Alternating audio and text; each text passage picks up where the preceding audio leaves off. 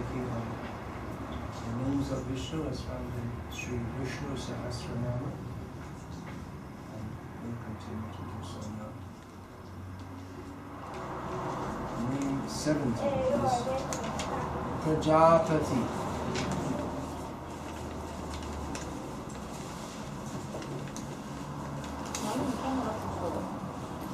Praja means those who are born.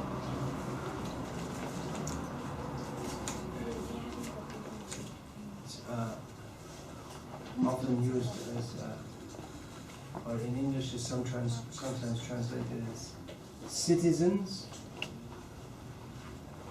Srila Prabhupada points out that all creatures, the animals, all the flora, fauna, they're all also born within a state, and therefore they all have the same right to protection as humans.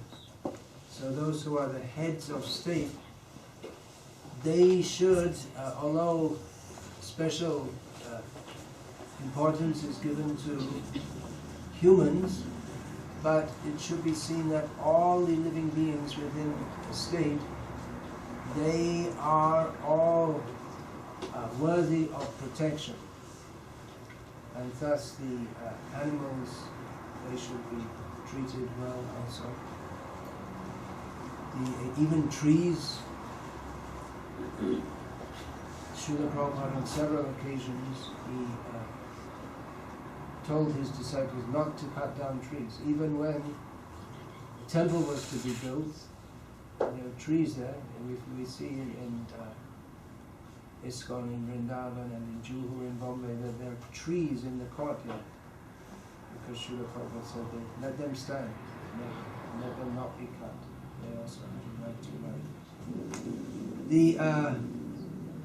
So Krishna as Prajapati, he is the Lord of all living beings.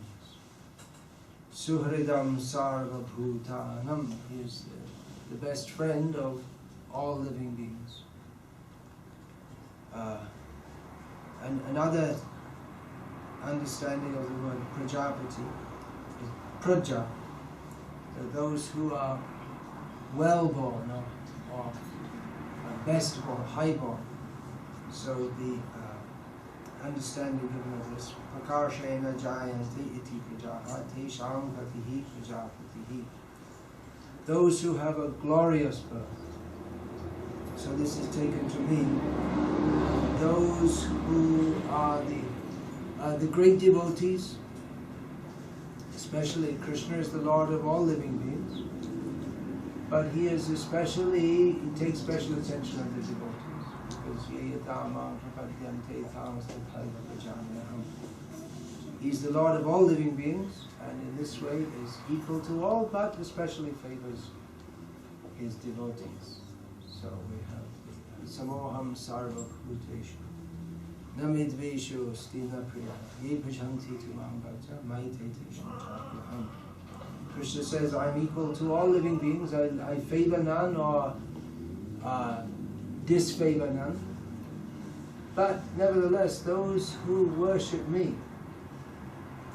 in devotion, I respond accordingly, I especially protect and reciprocate them. So Krishna is the Lord of all living beings, but he takes special care of his, gives special attention to his pure devotees. Prajapati, this is a name in Shastra that's also accorded to Brahma, Indra, Agni and other leading demigods. Leading demigods means they're leaders of other living beings.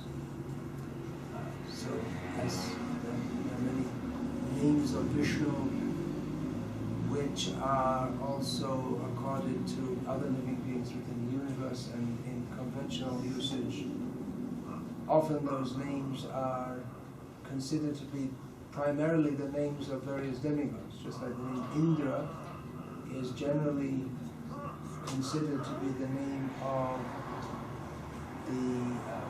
the head of the demigods in Swarga, in the heavenly planet.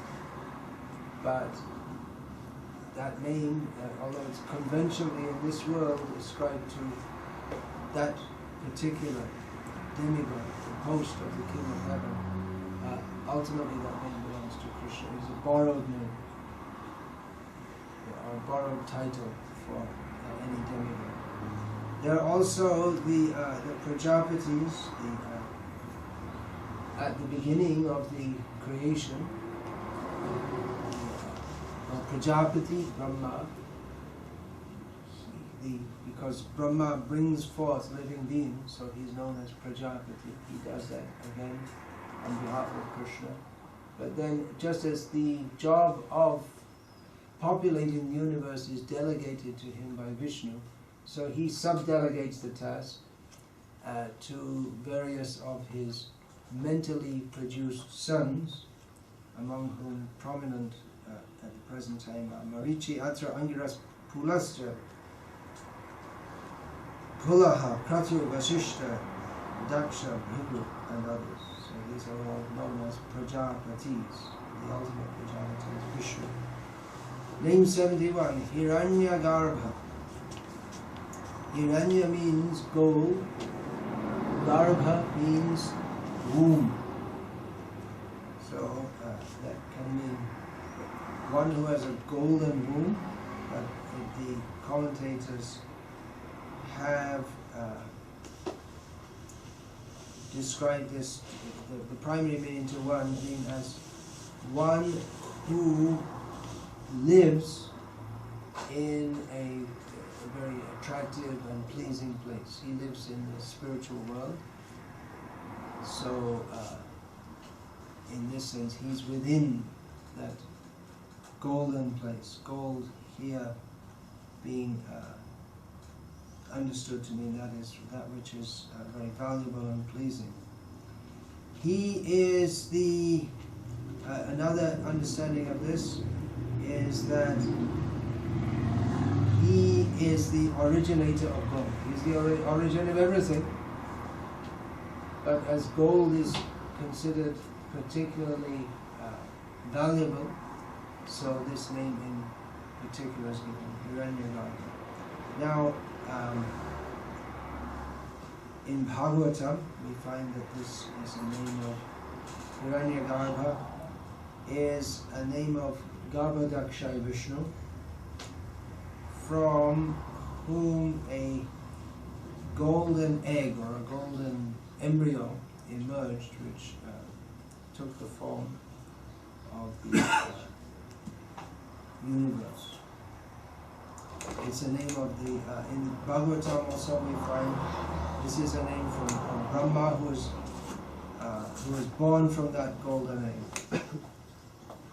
No, the golden egg which became just like, that was deposited in the water, and then from that Brahma was born.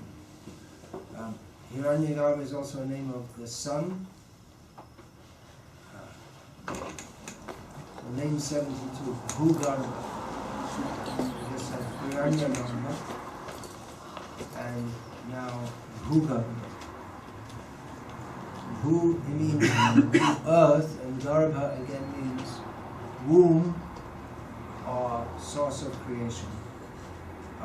So the primary meaning of this is given as one for whom the earth is the object of protection. Just as a mother who has a child in her womb gives special protection. She's always thinking of that child who's dependent on her. So that in the same way, the earth is the special object of protection of Vishnu.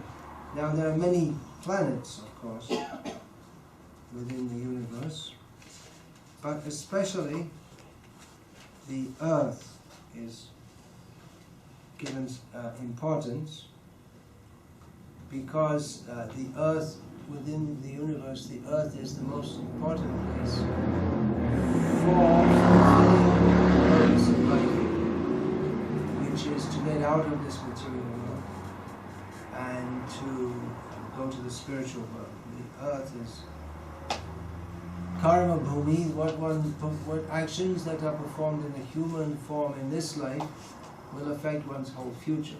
one life, one human life can be the precursor of millions of lives in other forms, in other planets. So the Earth is especially important, and the Earth is especially important because from Earth it is very easy, or it is most favorable to cultivate spiritual practices. Whereas in the heavenly planets, because there is a sense of happiness, so people who feel too happy, they don't want to take up spiritual life. They're enamored by material enjoyment. And those who are suffering too much, they also, their consciousness is too much overcome by suffering to even begin to think about spiritual life. So in either case, the consciousness is so much distracted either by, not exactly happiness, but well, let's call it sukha, but it means material pleasure. It's not exactly the same as happiness, but material pleasure and material distress. But on earth, there is neither great material happiness nor great material distress as there is in the hellish planets. And therefore, this atmosphere is suitable for spiritual inquiry. Athato dhamma jignasa. One should, upon attaining the human form of life, inquire into the nature of spiritual reality. And the Supreme Lord himself, Vishnu, mostly comes to this world, to Earth. Of all the planets, he also appears in other planets, just like Bhavanadev appeared in the heavenly planets. Nrsimhadev appeared in the heavenly planets. But even when he appears in the heavenly planets, the places of his appearance, they're also reflected in this world, just like we have the place of Vamana's appearance is also in Bharat, Ridukach, on the bank of the Narmada. The place on Nrsimha Lila is reflected in Ahobilam. So this earth planet is most important, especially the primary forms of the Lord, Krishna and Rama, remembrance of whose pastimes have been for centuries the backbone or the prime focus of Vaishnava culture within India. They appeared within Bharat, which is a name for India, or a name for the whole planet, and performed their pastimes on this planet, because people, the jivas, who in their sojourn within this material world, within all the 8,400,000 species of life, the human form on this earth planet is most suitable for God realization. Therefore, Vishnu comes here, the great holy rivers, so many saintly people appear on this earth planet. So the earth is very special among all the planets in the universe, and therefore the Supreme Lord, he has a special affection for the earth. Bhu Shakti is also the form of Lakshmi, who is an intimate consort of the Supreme Lord. And thus we see that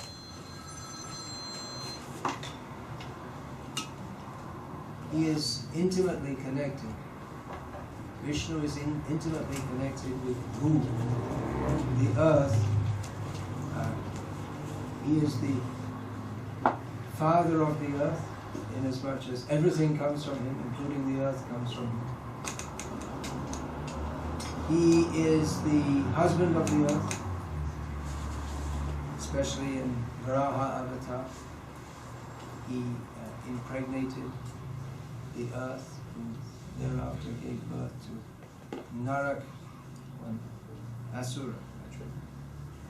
And he is also the father of the earth. Or the father, or he's also the son of the earth. So he also took birth on this earth.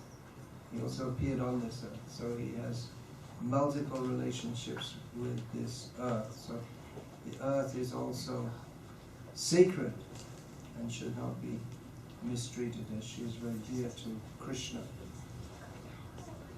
Name 73, this is one of the best names, best known names of Krishna, very dear names. The name Madhava. The first meaning of this is given as Ma, meaning Lakshmi, and Dhava, meaning husband. So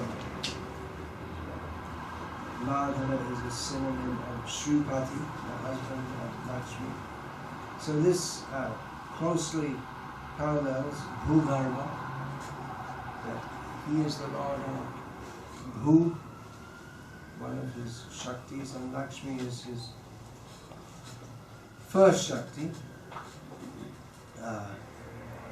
Madhava is the husband of Lakshmi. So that husband-wife relationship, that is eternal. Husband and wife in this world, their relationship is meant to be permanent and steady, and they live in each other. But that is a reflection of the original husband and wife, who are Narayana and Lakshmi.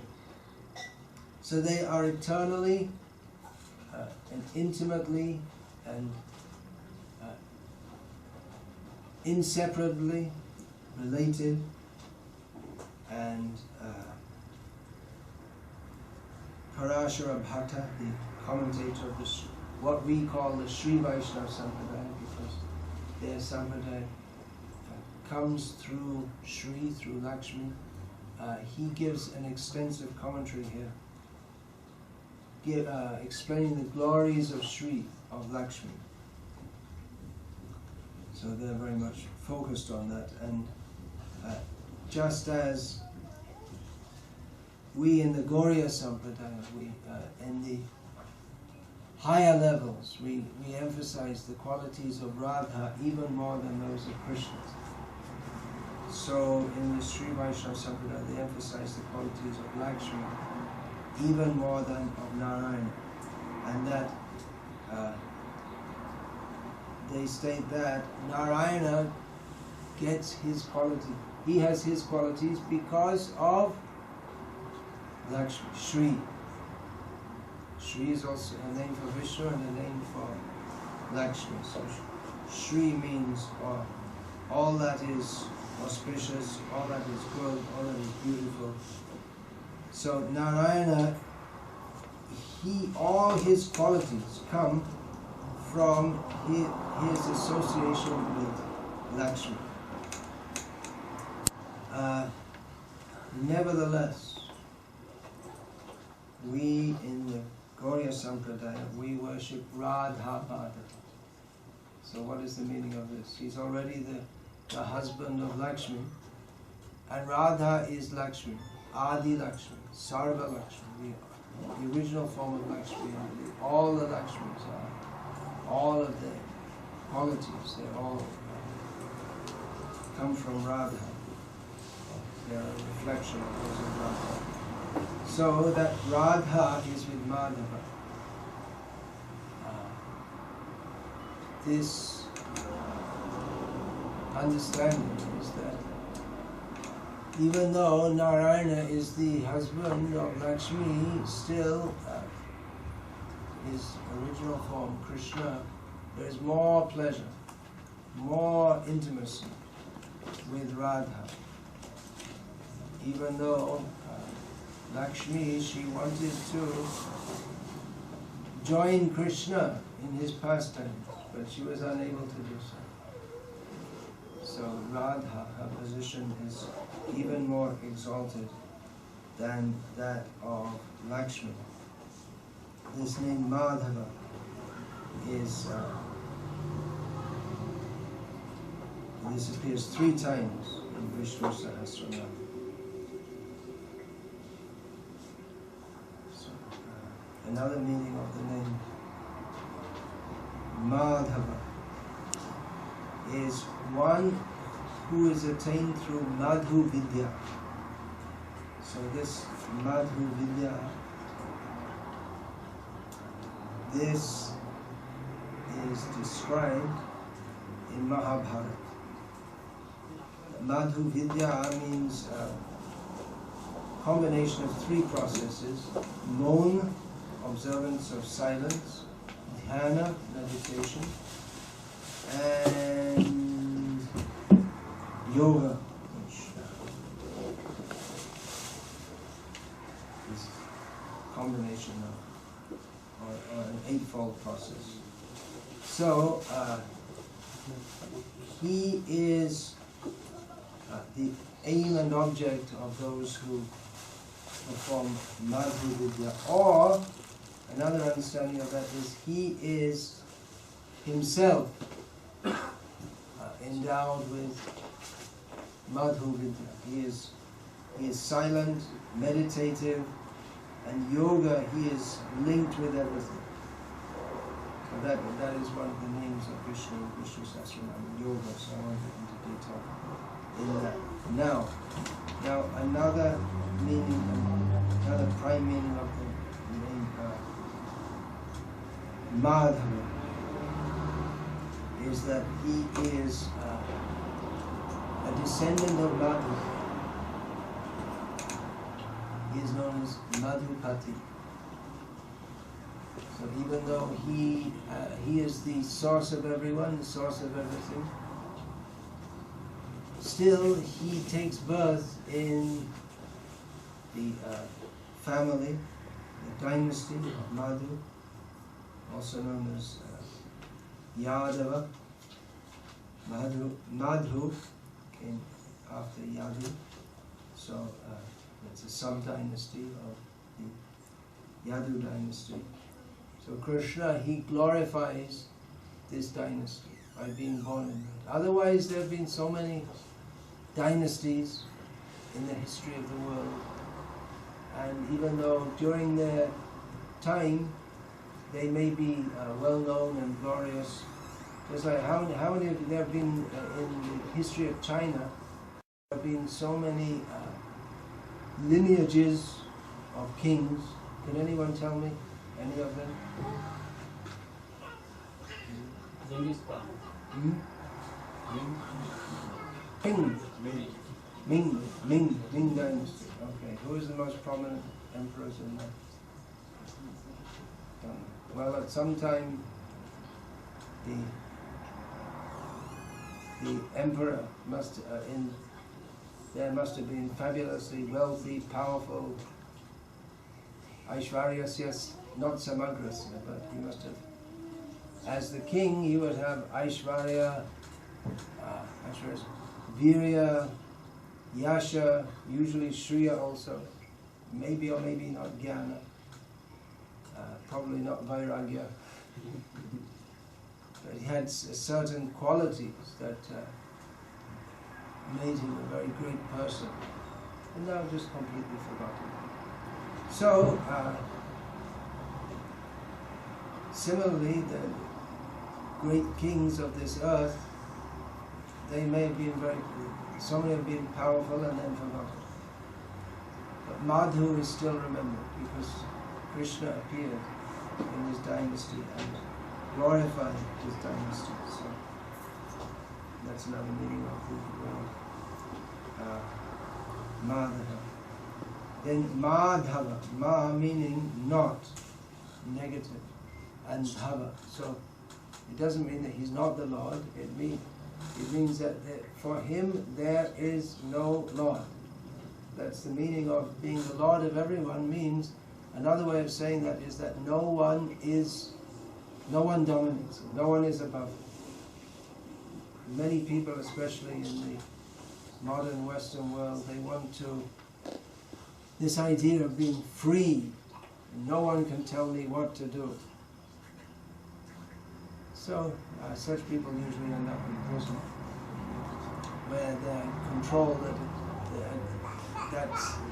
The punishment of being in prison is that one's freedom is restricted. So if you think I can just do whatever I like, however I like, I can drive 100 miles an hour drunk,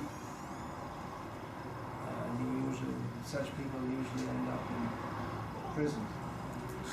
So this whole material world is a prison where we like to think we are free, but actually we are controlled to a very large degree. We have to, apart from the laws of the state, the laws of nature force us to enter one body after another after another. But Krishna is not like that. Krishna is not under the laws, or not under any laws. He appears in this world, and thus foolish people think that he is the son of Vasudeva and Devaki in the same manner that you and I are born of our parents as a biological combination. Actually, it's more than biological, but how does that happen? Karmana deva netrena jantur deho. According to our previous action, and under the guidance, under the supervision of the Supreme Lord and His representatives, the demigods, the living beings get various bodies one after another. But Krishna is not like that. Sambhavami Atmanaya. He appears by his own desire or out of mercy. By his own mercy, he appears in this world, just as to benefit others, not that he's forced to appear. So Krishna is one for whom he is the Lord of everyone, but he's not the Lord of anyone. So that's one perspective. That is you can say, the ontological perspective. Krishna, there is no Lord, there is no one above him. But another perspective is that even though no one is above him, no one can control him, there is no power above him, because all powers are his powers. Parasya Shakti Vidhaiva Shruyate Swabhaviki Jnana. All powers that are in the world, they're all Krishna's powers. They all work according to his desire. But still, he is Madhava, and he chooses to not be the Lord. He chooses to be subservient, subordinate to his great devotees, and to act as if he is not the Supreme Lord. So he is one without a Lord, without a master, without anyone who can control him, but he chooses to accept a situation in which he becomes controlled. So we see that baby Krishna, he is the gopis of the age of Mother Yashoda. They're clapping their hands and singing, and Krishna is dancing as if he's just some ordinary child. He's dancing to the song of the elderly gopis. Krishna showed that no one can control him, but that he submits to the love of his devotees. Famously in Damodar Leela, where Mother Yashoda bringing all the ropes in the house, and in a cowherder's house, they have many ropes because they have to tie up many cows. but she could not tie up Krishna. But Krishna submitted to the love of Mother Yashoda. So in this way, Krishna is Madhava. Another meaning, this is taken from Harivansha, he is the Lord of all knowledge. So Krishna is the Lord of everything, but certain aspects of his overlordship are emphasized in different so we say Madhupati, the Lord of the Madhus, or Prajapati, he is the Lord of all living beings. So here Madhava can also be understood to mean he is the Lord of all knowledge. For those who are very proud of being learned, they should know that whatever knowledge we have, even if one is very knowledgeable, still,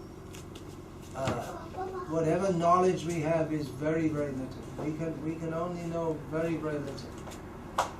We may be expert in some subject, but still there's always more to know. But for Krishna, he doesn't have to study to become learned. He knows everything.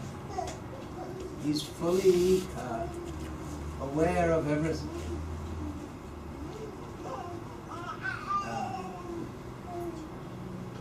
In all subjects, he's fully aware of all the different complexities. So those who wish to acquire knowledge for the service, for serving Krishna, it's also one aspect of serving Krishna. One can become knowledgeable for appreciating the qualities of the Lord and explaining them to devotees, and by scriptural knowledge, defeating the wrong ideas of those who present knowledge in such a manner that defies the supremacy of Bhagavan Vishnu.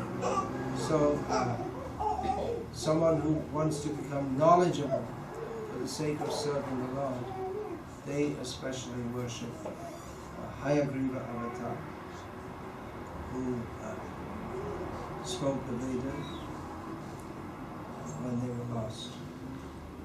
So in this way, Krishna is known as Madhava. Another meaning is the silent observer, which comes also within Madhu Vidya. So, Hare Krishna. So, we're trying to,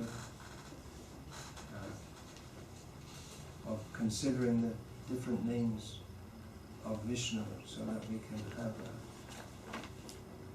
broader and deeper insights into who is this Krishna who has asked us to surrender to him fully, without reservation. Why should we do that? What will be the benefit of doing so? So when we're fully convinced that Krishna is in all respects superior to me, and he is in all respects Sharanyam, he is worthy of taking shelter. He is the one who we should take shelter of. Our full benefit will be in doing so. Then we shall be more inclined to make that step to fully surrender to him. So, any questions about this? You might be able to talk about Hare Krishna Maharaj, Hare Krishna. you mentioned about Madhava. Does Ma also mean mother? Yeah, mother. Okay. Didn't I say that? I didn't say that. It was just a question. Oh yeah, I didn't say that. Well, I was just thinking, just Mata. Yeah. So Ma can be short for Mata. Yeah, so I didn't say that, yeah. Yeah, Ma here means Lakshmi, and Lakshmi is mother. So from our perspective, she's mother, although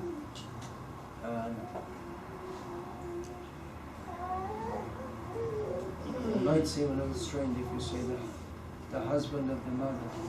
So either your own mother has another husband, or you marry your own mother. This to the kitchen. But that's also, Ma means, Srila Prabhupada also gave that explanation.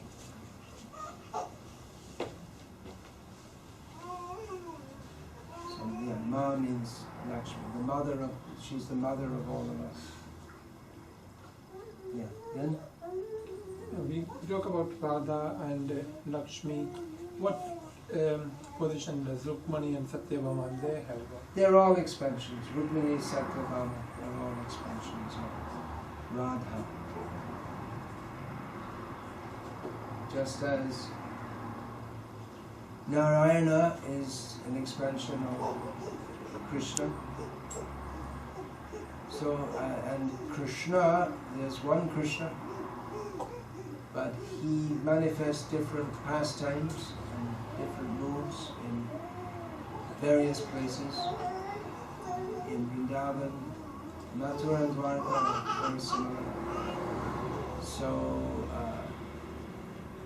Rukmini, Satyabhama, they're all all female Shaktis, all Shaktis. Shakti means female, they're all expansions of Radha. So Rukmini is also. Means they have qualities of Radha, but not in the full extent. And the mood is somewhat different also. Rukmini as compared to Radha. Yes. You ask a question? Yes. Why do he need so many expansions? Why do we need? He needs and Why does Krishna need so many? He doesn't need, but he likes. He doesn't have Krishna. Why does Krishna have so many expansions? He doesn't need them. He doesn't need anything. He's Atma Rama. He's fully satisfied with himself. But he likes. He acts for his own pleasure. So he likes to enjoy in multifarious ways. So it's not our prerogative to question that. Hey, what are you doing? He's the supreme. I was trying to think, is he achieving? He does what he likes for his own pleasure. Our benefit is in appreciating that and cooperating with that. But it's all for his own pleasure, and he derives pleasure from giving pleasure to others. That is the exchange of love.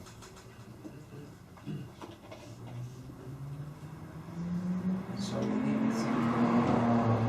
we needn't think that Krishna should be like some rishi or yogi. Why doesn't he just live under a tree like Lord Shiva?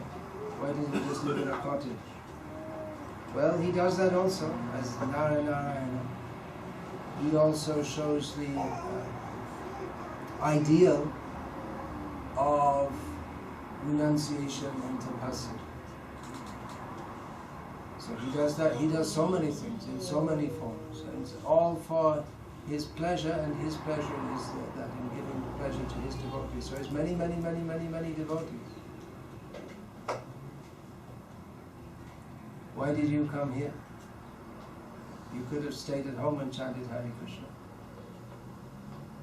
But we derive pleasure in associating with others, sharing with others. That's true in the material sphere also, and in the spiritual sphere. So Krishna is the supreme person.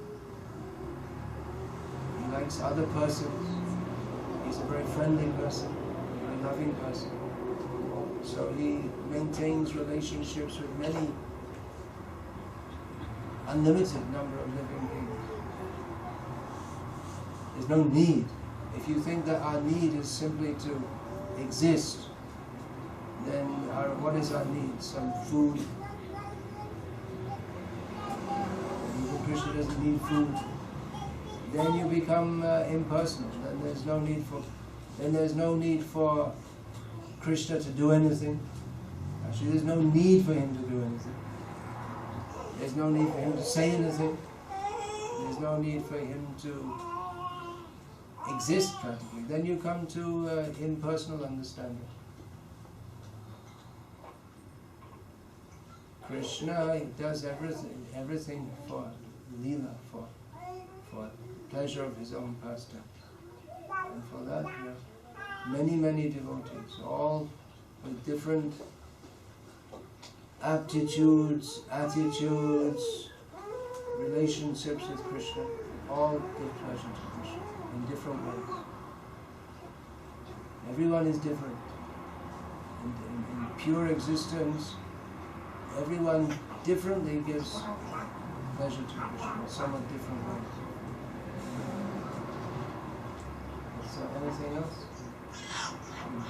As you mentioned that the Leela avatar of Vishnu-Sahasranam had come on another planet, not on. What was the planet? What was the planet? Well, Hiranyakashipu was presiding over he'd taken over the planet of Indra. He was sitting on, he'd taken over Indra's throne. So, Nrsimhadev went there.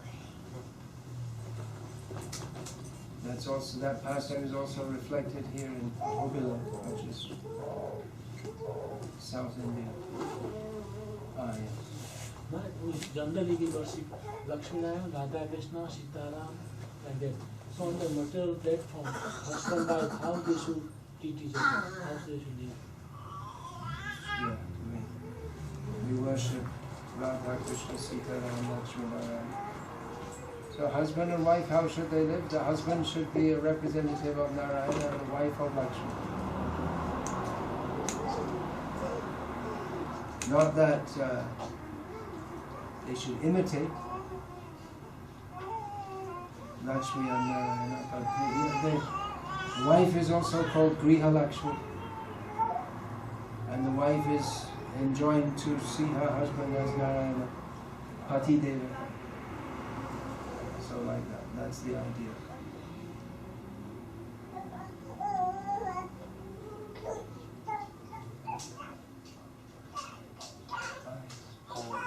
The names of Krishna is meant to be the most powerful, but what about names of, say, Madhava, Damodar?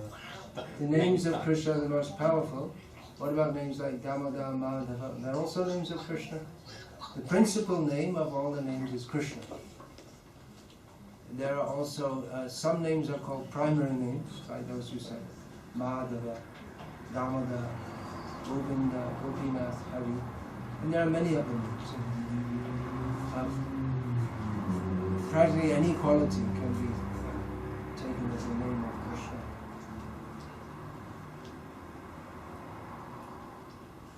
So just like here in Vishnu-Sahasranam, the name is there, Pavitram, Mangalam, Mangalam Param. So these are all qualities of Krishna which are inseparable from his personality. They are also names of Krishna. But primary names are those that are associated particularly with his Vrindavan pastime.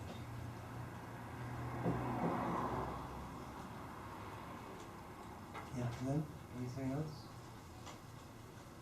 Maharaj, you were mentioning that Lord Vishnu appeared on the heavenly planets, but the reflection was on Hopilam. And so is it like the heavenly planets also exist on this earth? The heavenly planets also exist in this earth. So when Lord Vishnu appeared, he appeared simultaneously. How exactly it works, I don't know. That's Krishna's spiritual potency. I don't know if we can explain it according to mundane cosmology or physics, because it's not mundane. But Krishna just as he manifests himself on this earth, so he manifests replicas, or his spiritual energy, his Leela Shakti manifests replicas of his various Leelas. He manifests replicas of those places on this earth for the benefit of devotees on this earth, who can thus visit those places, worship in those places, and be benefited in those places.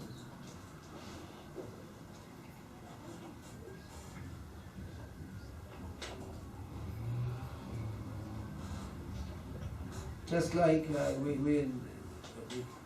an acharya may establish a temple, and that becomes a replica of Vrindavan. It's just on this earth, but it becomes a sacred place. So, any place where Vishnu is worshipped becomes non-different from the spiritual world because of the activity of worship. And some special place may reflect those pastimes in the spiritual world. Of course, Nrsimhadev does also come. During his pastime, he came at least to Nrsimhapalli in the Navadvip period. So he personally comes on this planet also.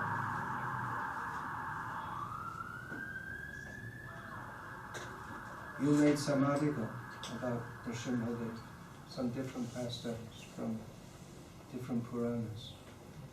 Actually, there's huge amount of, if we get into that, there's huge amount of research and writing could be done. Because there are many pastime places of the Lord which they may not be in any extent Puranas or just in the local Sthala Purana. If you go over India, you'll find so many places people say Chaitanya Mahaprabhu came here, and you won't find any record in the extant biographies. Or Rama came here. There's so many places like that. Rama came here, he did this, he did that. We have Rajapur in Navadvip Mandal, where Jagannath appeared. So there's some pastimes told there which we don't find. All over India, there's so many places like that. So the lesser known pastimes of the Lord would be a big job, and a lifetime, or maybe the lifetime of several people to collect all this. On these things. Yeah, anything else? One question, when we talking about replica, what I understand, Hiranyakashipu had fight with replica, maybe what's the term? That's it. I know, it's wrong then. So. Well, I use the term. Reflection is used, isn't it? Yeah. Like a reflection. That verse is there similarly in Brahma Samhita, Pratipalam. What is that? Ananda Chinmaya Rasa Ananda Chinmaya Rasa. No, it's the other one. Mataya Manasu. Praninam Pratipalam Smaritam Mukherti. Ilayatena Bhuvanani Jayate Jasram Govindanabi Purushantam. Well, that's a little different. That's just the pastimes, the blissful spiritual pastimes of the Lord are reflected in the minds of the devotees. Those pastimes by which He conquers the world. So they may be reflected in the minds of God. They may be like a reflection in the world. Yeah. Actually, my question is very particular. I know in Mayapur, when we go in Kurparikram, is one very small lake where Narasimha came and washed his nails after killing. Right. I just mentioned that. Nrsimhapalli. Yes. Yeah. What I understand, fighting was on Indra Loka. How is that possible? Well, that's why he came here. How is it possible? What's impossible for him? Yeah. He likes to come to Mayapur. He likes to come to Navadvip. Yeah. So he comes. He comes and washes his nails. If he likes, it's just a little hop, skip and jump for him. Yes. To come down from Swarga to here. Yeah, actually space doesn't exist on here. It's Right, that's also there, yeah. Yeah. It's the Trividhasima, the limits of time, space and thought, the constraints of those do not They don't exist for him. Yes. Bilang itatributasi. He's beyond the constraints of time, space, and what we think should be possible and impossible. It doesn't exist for him. Thank you. We can understand to some extent. Even if we had the intelligence of Lord Brahma, we could not understand. What to speak of our messed up Kali Yuga brains. There's neither the intellectual capacity formally, and apart from that, our consciousness is also distorted by gross desires, gross bad influences. But even if we had the intelligence of Lord Brahma, he also admitted, I can't understand Krishna. So we're simply doing so we discuss the qualities of Krishna, to try to purify ourselves and to understand to whatever capacity we. Of course, that's also a gift from him, that he bestows upon us the ability to understand him as much as we can. We can't even begin to fully understand even one of his unlimited qualities, but nevertheless we discuss, and that is an impetus to bhakti. And that in itself is bhakti, to discuss about Krishna. So even though if we think about this in a mundane way, it's something like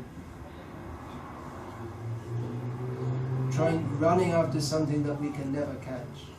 They may say, well, what's the point? Because it's a different outlook. The materialistic people, they try to amass knowledge so that they can become the master of a subject, and they become MSc, MBA, or whatever. But our attempt is to become the servant of the subject. The subject here meaning Krishna. He is the subject, we are the object, in that sense. So we discuss Matita Madgata Parna Bodhyam Taparasman Katra we discuss in a manner that not that we want to think that now I've understood everything about Krishna, but simply because Shrinu Sukhadam Shubhadam Bhavasaram, to discuss and hear about Krishna is pleasing and purifying for this whole material world.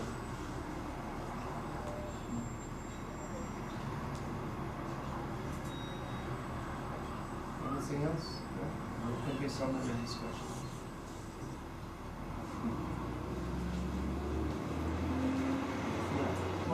You're mentioning how Krishna does not need to do anything. So you're mentioning that if one goes down that route, one can become a Mayavadi. Yeah. And so the Mayavadis say Krishna is the last trap. Krishna what, sir? Krishna is the last trap of Maya. Oh, I don't even want to discuss that. That kind of thing, you just kick him in the face with boot. There's no discussion at that point. And so I'm just thinking that... Yeah, it's so offensive. Yes. You ever heard anyone say that? No. No. Well, if you do, that was Srila Prabhupada. Sometimes he just said, kick them in the face with. When people brought up things which were just too offensive and too absurd, then Srila Prabhupada wouldn't even discuss it. He'd just say, kick them in the face with a boot. There's a point where you can discuss, and there are some things where there's no discussion, where we get too absurd. I sometimes give this example. This happened to me in Soho Street some years ago. That I was trying to explain to one visitor how the soul is different from the body, giving the example of the car and the driver. And he interjected and said that, well, you're supposed to be spiritual people, why are you using cars? But actually such a person, you should kick him in the face with a fool. Just give him, no use to discuss, just give him some prasadam. in the poor person, his cognitive faculties or his ability to understand it, even a simple example is just so much lacking that just give him some prasadam. What else can you do for him? But people who make grossly offensive statements, hit them in the face with a book, which Srila Prabhupada never actually physically did. It's a metaphorical statement. So we have to go to the shoe shop and pick out the biggest boots. But such persons who make such statements, they should not be entertained at all. We don't discuss. And actually, even the traditional Mayavadis, they would not say, they also recite Vishnu-Sahasranama, so they show at least superficial respect for Vishnu.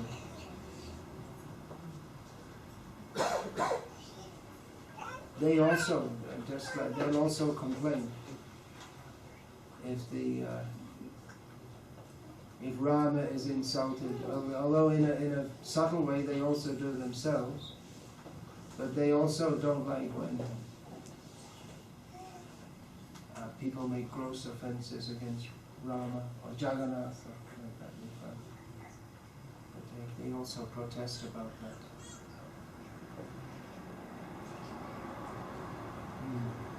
Anything else?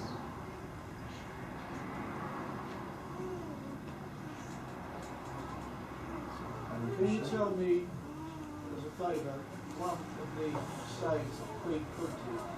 One of the sayings of Queen Kunti. Twaime nanya vishaya matir madhupate. We just said that. Madhupate sakut. Pratim udvahagad adha gange gaudam udamati. That means she is praying to Krishna that may my attraction to you, may that flow toward you, just like the Ganga forever flows towards the sea. The Ganges forever flows toward the sea. So the Ganges flows in fast flow all the way to the sea. Very powerful flow. So she wants her flow of attraction to be toward Krishna, just like the Ganga flows toward the sea. So there you go.